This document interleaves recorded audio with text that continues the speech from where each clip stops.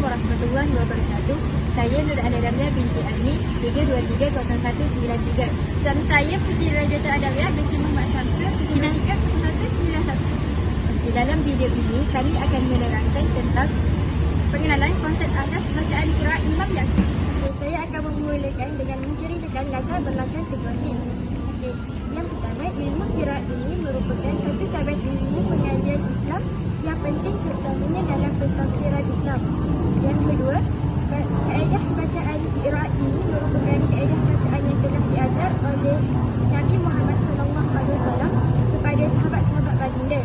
Dan kaedah bacaan ini telah diwarisi oleh para ulama secara mutawatir dan pada satu generasi ke generasi selepasnya sehingga kini. seterusnya objektif dokumentari. Pertama, dapat mengetahui latar belakang Imam Yaqub.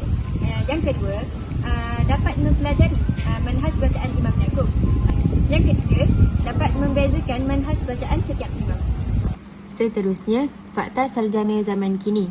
Menurut As-Sabuni pula memberi pengertian ilmu qiraat sebagai suatu mazhab daripada beberapa mazhab dalam kaedah pembacaan Al-Quran yang masing-masing imam daripada imam-imam qiraat memilih satu cara yang berbeza berhubung dalam penyebutan iaitu penuturan ayat Al-Quranul Karim dan ianya bersambung dan sabit iaitu tetap dari sudut sanadnya hingga kepada Rasulullah SAW. Sarjana zaman dahulu pula, menurut Imam Al-Jazari menyatakan bahawa qiraat merupakan suatu ilmu yang membincangkan tentang tata cara pembacaan atau kaedah menyebut kalimah di dalam Al-Quran. Perbezaan yang terdapat pada kaedah tersebut pula disandarkan kepada para ulama yang menakalkannya imam-imam qiraat.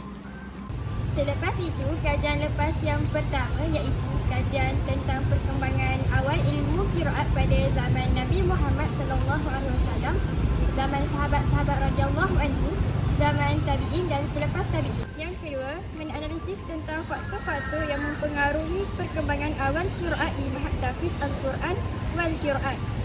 Dan yang terakhir, tahap penguasaan pengaruh ilmu qiraat terhadap penafsiran.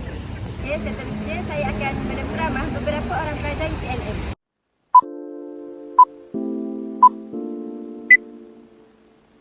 Boleh kenalkan nama? Okay, nama saya Imain. Jadi, saya nak tanya awak, apa yang awak tahu tentang latar belakang Imam Yaqub? Imam Yaqub kan? Okay. Imam Yaqub, nama penuh dia Yaqub bin Ishaq bin Yazid bin Abdullah bin Ishaq Al-Hadrami Al-Basri. Okay. Nama panggilan beliau adalah Abu Ahmad. Beliau lahir pada tahun 107 Hijrah dan wafat pada tahun 200 Hijrah. Beliau meninggal ketika berumur 88 tahun, sama seperti umur bapanya, datuknya dan munyangnya. Keistimewaan beliau ialah salah seorang daripada imam qiraat 10.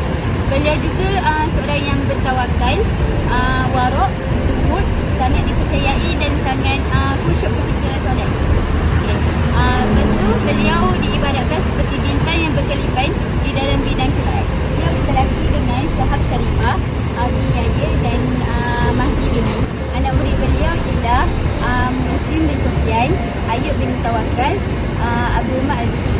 Tapi yang paling masyhur ialah Ruwais Janawi. Itu saja. Terima kasih Maha Pengagung. Sama-sama. Okey, itu sahaja daripada sahabat kita. Okey, bersama saya Hanani.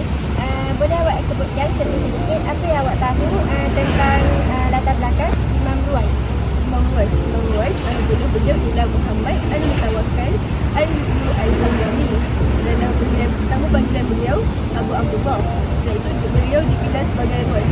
Beliau wafat pada 238 Hijrah di Basrah dan mempelajari ilmu qiraat daripada Yaqub Al-Hadrami dan merupakan rakan karibnya.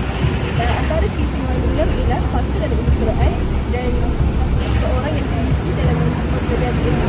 Dan kedua, anak beliau ialah Muhammad bin Harun dan Abu Abdullah Al-Zubair bin Ahmad Al-Zubair Al-Syafi'i. Terima kasih sarjana. Okey, seterusnya dengan saya sekarang Habibah. Habibah, boleh awak terangkan sedikit apa yang awak tahu tentang latar belakang Imam Rauf?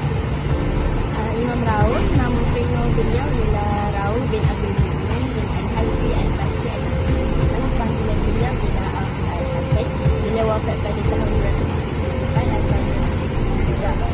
bertalahi dengan Imam Ya'qub Al-Hanafi.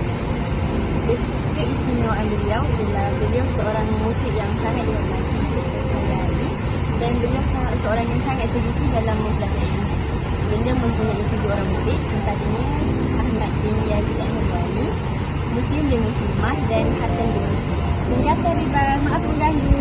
Okey, itu sahaja daripada sahabat kita tadi. Bersama saya seorang penyintas.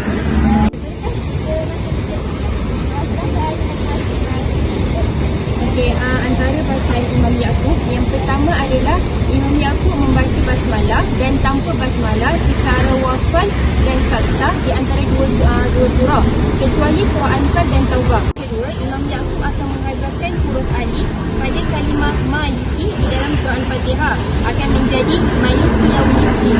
Dan yang ketiga, antara manhaj Imam Ya'qub mengikut riwayat Ruwais pada kalimah as-sirat, sama ada dimulai dengan huruf alif lam ataupun tak, riwayat Ruwais akan membaca secara huruf sin menjadi as-sirat. Terima kasih. Okey, bersama saya, berperkenalkan diri anda. Saya Intan Nur Afina binti Nur Aizab. Kita sedikit bacaan manhaj Imam Ya'qub yang anda tahu. Mudah, Imam Ya'qub akan mendomahkan huruf ha domeh sama ada ha domeh itu bersifat jamak muannas ataupun jamak muzakkar. Tapi dengan syarat sebelumnya ada ya sukun. Contohnya dalam perkataan alaihim akan dibaca dengan alaihimu. Yang keduanya mad mutasil akan dibaca dengan 4 harakat dan mad mufassal akan dibaca dengan 2 harakat. Dalam bab hamzatain dan mim kalimah, riwayat Ruwais akan membaca tasdid untuk kedua-dua hamzah. Hamzah keduanya tu tanpa idgham, sama ada baris ataupun tidak. Contohnya a'unabbiu.